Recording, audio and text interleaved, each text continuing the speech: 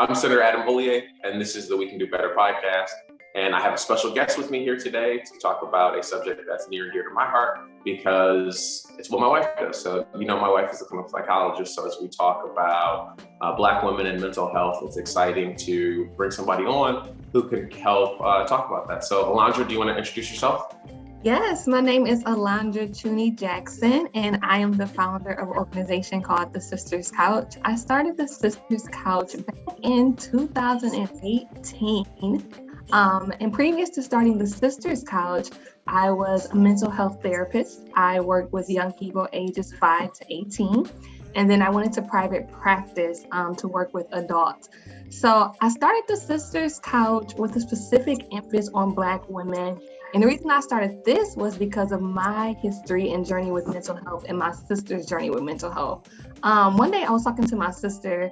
I'm a triplet and all girls. And I was talking with my sister and she was like, Alandra, I think I'm going to see a therapist. I was like, what? You're going to see a therapist? But she didn't talk to me about this. So I started talking with her and she was like, but I don't know what questions to ask her. I don't know what to do. I was like, this is a problem we have. Because when I was dealing with my own mental health challenges, I didn't have anyone to talk with. And the fact that I was a licensed therapist and my sister didn't talk with me about it, I was like, okay, it's a problem we have in this Black community, especially with women, that we don't talk about mental health. So I started this platform to make sure Black women had a safe space to talk about mental health, had direct connections to therapists of colors, and just could come together as a community. So that was in 2018. Okay, so when we talk about the Sisters Couch and we're talking about Black women and mental health, there is this kind of idea that Black women are, like the strong women archetype. I'm not going to say I'm an expert, but my wife did write her dissertation on it. So I have heard a lot more in this space. But can you talk about what that means, in reality for folks as people are considering seeking out treatment? In this moment, folks are really doing a lot of caregiving and not doing a lot of taking care of themselves. Mm-hmm. So when we talk about Black women being the strong women, we typically think of this as like an accolade, like, yes, I'm strong, I'm holding it down. But we don't really think about what that really means. When you think about a strong Black woman, you're thinking, I don't really show emotion. I just move on. I get stuff done. I don't sit there to process my emotions. But that's also created a negative stigma as it relates to mental health. We have made it so it's not okay to sit there and process and take care of ourselves and take care of our mental health. Even when we talk about therapy, Black people are like, I don't do that. We keep that right in the house. We don't talk about our issues. But I also think one thing I like to say is to be vulnerable is to be strong. To sit with your emotions, to have boundaries is to be strong. So one thing I like to say when we talk about making sure we are caretakers and we are taking care of ourselves is that we actually seek a therapist. And this is one of the hardest things to do because we know what it looks like in a Black community and the stigma we have against therapy. We don't trust people, one. We've been taught we need to keep what happens in our house. And we also been taught that we need to move on and we just need to pray about it. So therapy is so hard to get people to understand, conceptualize. But one thing I like to say is when we talk about mental health, most people, they think about it as, oh, hey, I have a mental health disorder. I have depression. I have schizophrenia. I have anxiety. But the way I like to talk about mental health is literally, when you think about physical health, you take care of your body, you drink right, you eat right, you get rest. Mental health is the same thing. It's literally the way we interact with this world. So we need to make sure, are we taking in things that's healthy for us? Are we talking to our support system? Are we sitting still? Are we just taking time to reflect on our feelings? And I think that's one of the biggest things we talk about with the Sisters Couch. We don't want to make mental health this big thing like depression, anxiety, I had to take medication. It's really, how are we interacting in our everyday life? So that's the way I like to look at it as it relates to therapy. And when getting a therapist, most people think I need one if I'm in crisis. I say you need one if you just want to go throughout your day-to-day work. You're a Black woman in this state, in this country, which is so challenging. So yeah, that's my take on it. Okay, so let's kind of dive into this idea of framing it the same way you do with physical health, right? So with mental health, with physical health, you're like, what you're drinking. So what is the equivalent of drinking water for your mental health? Like, what is the thing that you need to get 8 glasses of every day? Like, what's that thing that you got to make sure that you are putting in your body or in your spirit or your soul? Or like, what's that thing you need to be breathing in every day? That's a great question. That's the first time I got that question. I think one of the biggest things, what I like to say, is our self-care toolkit.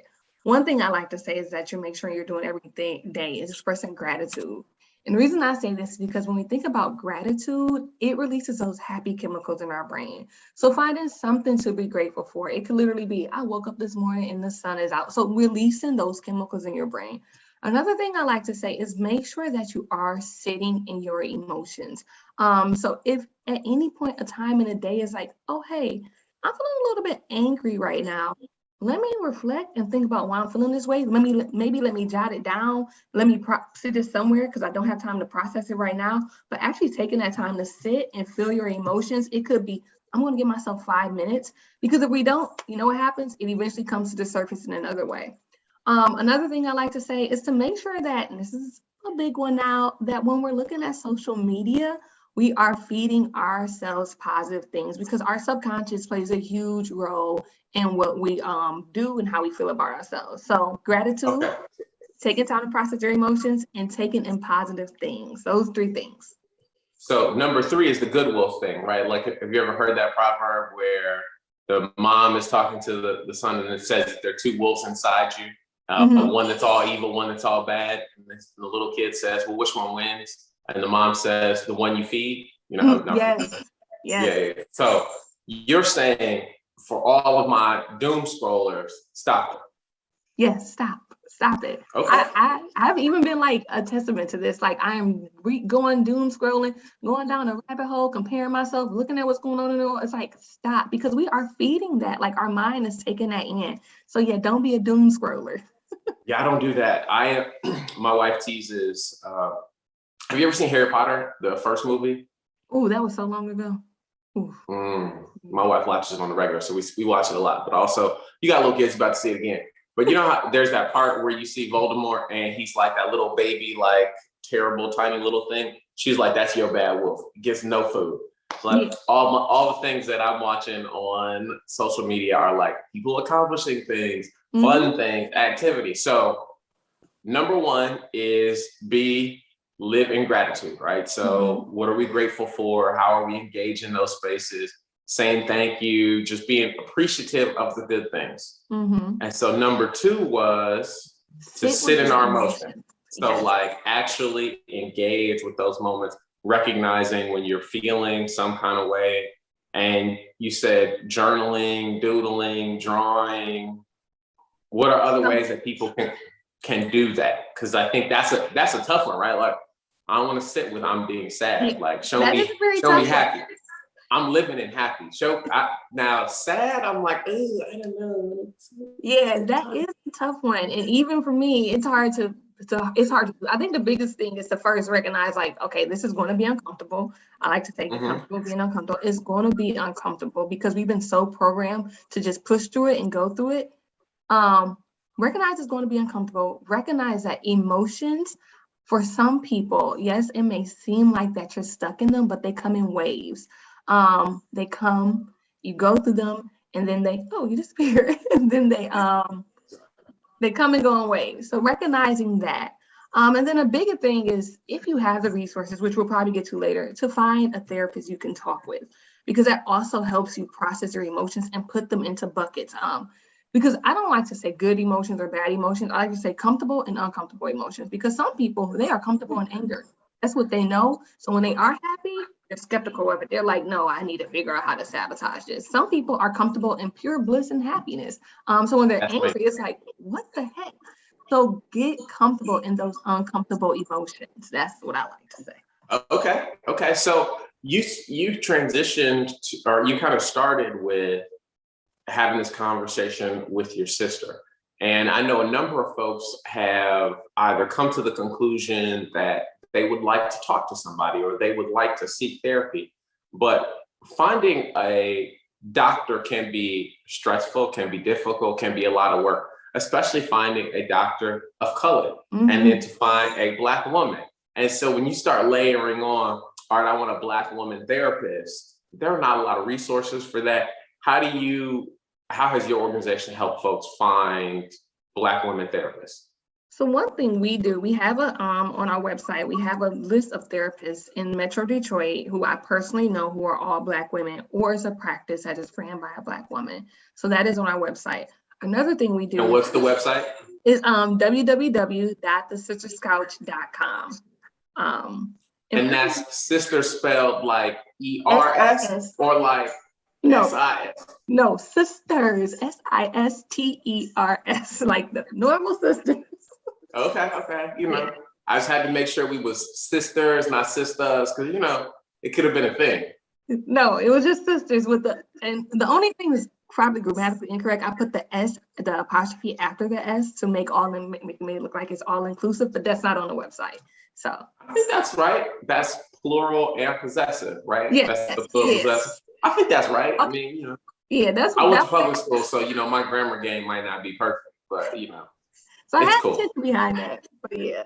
And then also when we do community events prior to COVID, I would do one free event where it was open to the public, and then we have paid events, and then we would do like a summit.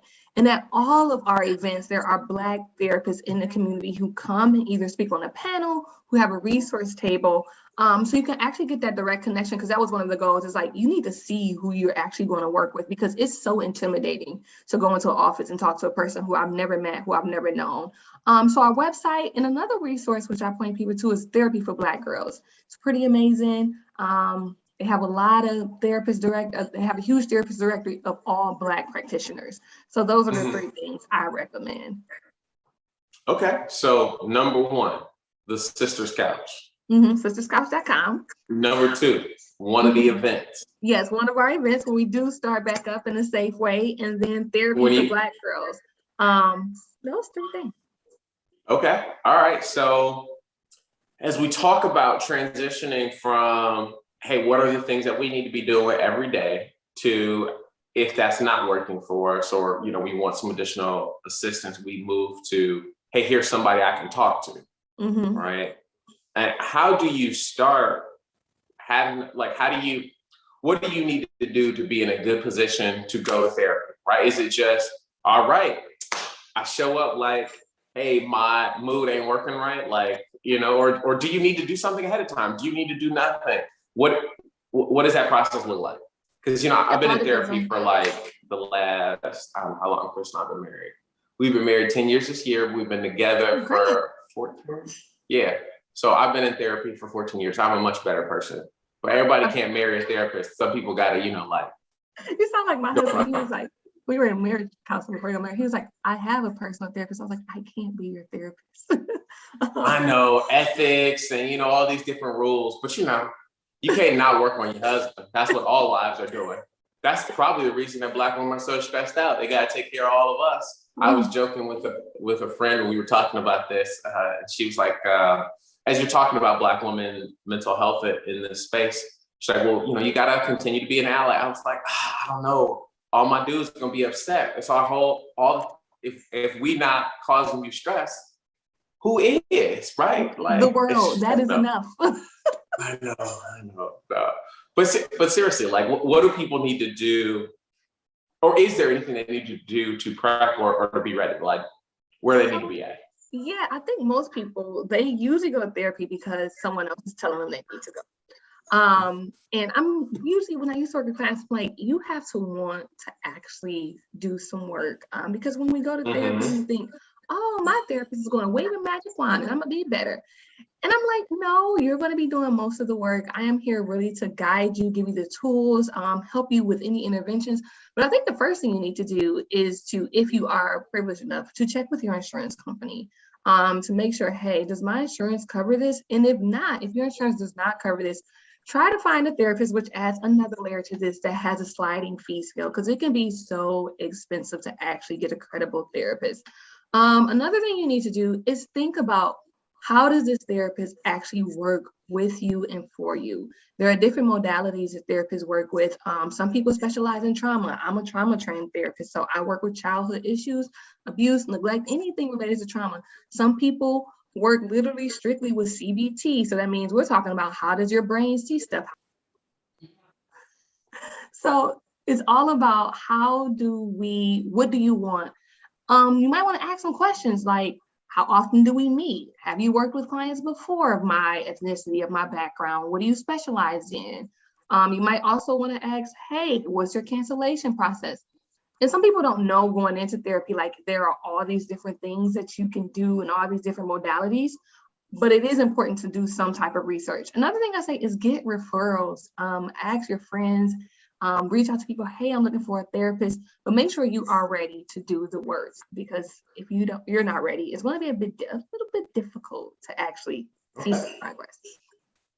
So as you talked about that, you talked about CBT, which is cognitive behavioral therapy, and you talked about someone who is a trauma specialist, someone who deals with trauma. Earlier, you talked about folks who do more medically assisted treatment, and talk therapy, right? Are there any other kind of things that people should be looking at? I know some folks are interested in art therapy, or like, are there any other things that people should be thinking about? So there is art therapy, and there's also group therapy. Some people do better in group therapy because they have that sense of community. They have that sense of, oh, hey, I'm not in this by myself. A lot of grief groups are group therapy, which is really helpful. You also have, and I'm gonna shout out the special plug because I'm a new mom, you also have therapists who specialize in postpartum, which is a big thing that we don't talk about. And if you are dealing with like any type of postpartum, you are a new parent, I think it's important to get therapists who specializes in that. So yeah. You're a new mom? How old is your little lady? She's 18 months. That feels like a long time. That's new. That feels like a long time. They're not new once they hit about 3. I don't know. I mean, I have a 3-year-old. I feel like she's a new person at 3. Like a new person. That 3-nager life is real, right? Like she is. I mean, she's not a whole new person, but before that, I don't want to say she's not a person, but she becomes a whole person with like a full spectrum of emotions and thoughts and ideas and ideals. So I feel like that now with my age. I'm like, oh, you're like a tiny human. You're like a human. Nah. She's like, she becomes like a person. Like you're like, oh, you do things and you're kind of a whole, and you talk, and no. You have not yet seen attitude and intent. I'm not ready because I feel like I get it. I'm not ready. No one is. I came downstairs I was up last night, and my 3.5-year-old was hiding under the dining room table at midnight. I was like, Lillian, what are you doing? She's like, I'm not sleepy. Hiding under the dining room table with the tiara on. Like, I'm not sleepy, Daddy. And I was like, girl, go to bed. She's like, but I'm not sleepy. This morning, she was sleepy. This morning, Daddy, I'm so sleepy. Why? I was like, Lily, this guy is awake. I'm awake. Do you want to play? Because, I mean, you're a parent, so you get the Frozen reference. But like for all of our non-parents, there was a moment in Frozen where Anna is saying this thing. And if you don't have a little girl and you plan on having one, you will learn this. But if you don't have a little girl and you have a niece, she will come and do this to you at some point, talking about how she's ready to play, because that's how they roll. Yeah. But anywho, I don't know if my husband's ready for a 3-nager. He already thinks she's, he's like, this little girl, like, another one of me. Yeah, no, she will be. Yeah, get ready, as they say, as the people say. But as we kind of keep talking about this idea of finding specialized care for ourselves, I think that's an important difference, right? So as we started talking about comparing mental health to physical health, when my foot is messed up, I go to a podiatrist. When my knee is messed up, I go to an orthopedist, probably an orthopedic surgeon.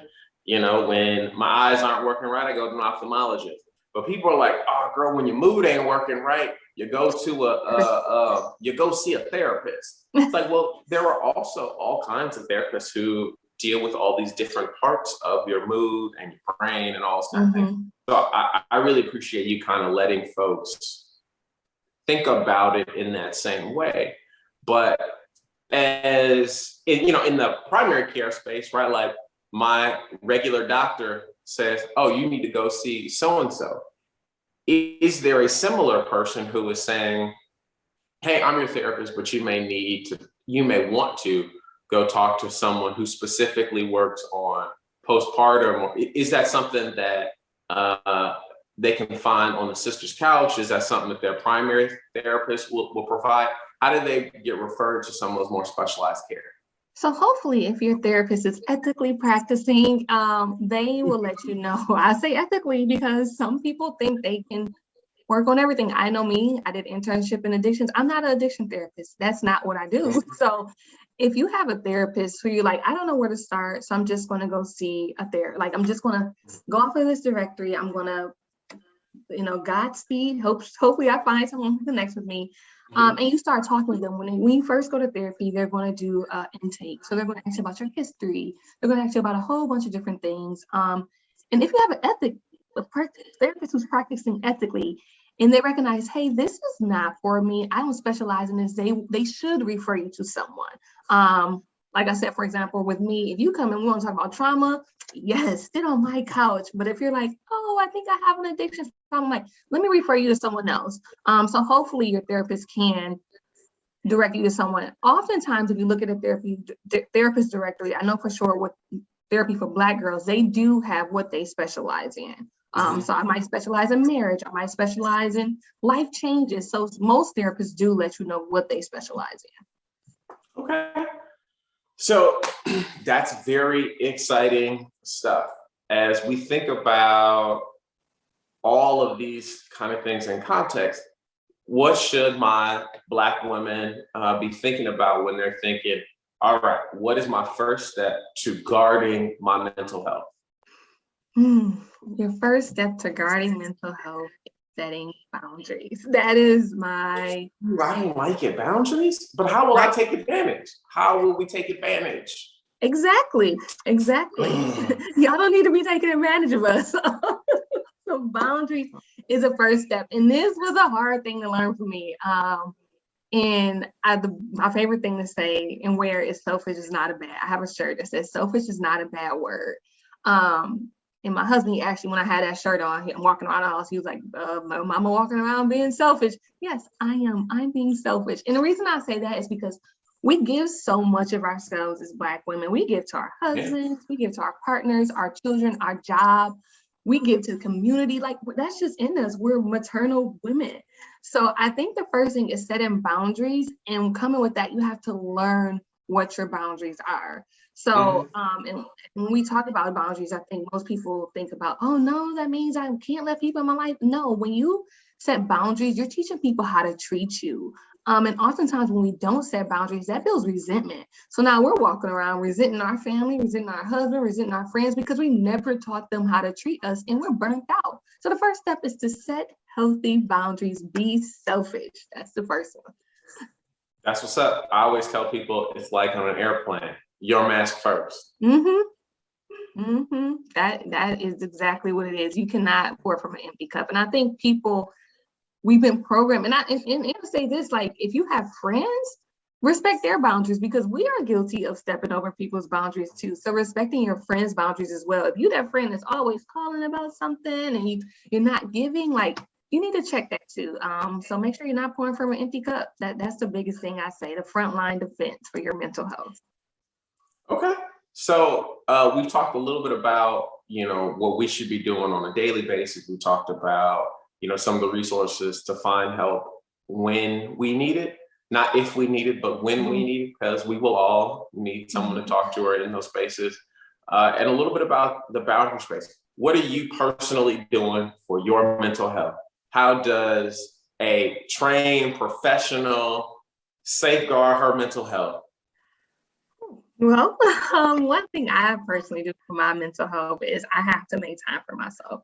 And I'm still in therapy. This is one of the biggest things my therapist has put on me, like, Alandra, make sure you make time for yourself before you need it. So I literally schedule out days where it's like, hey, I'm taking a mental health day. I might just go away or stay somewhere. And I know everyone does not have the luxury of doing that, but that is one thing I do. Another thing I do is I have learned that bottling in my emotions is not healthy. I build resentment if I do that. So I do make sure I have people I can safely talk to about some of the challenges I'm dealing with. And one of those people are my husband.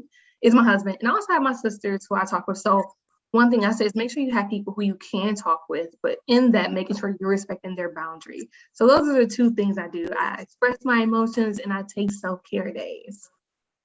Okay, self-care days is nice. What's your favorite self-care day? Spill the I tea. actually just had one. I went to Grand Rapids. I went to Frederick Meyer Gardens.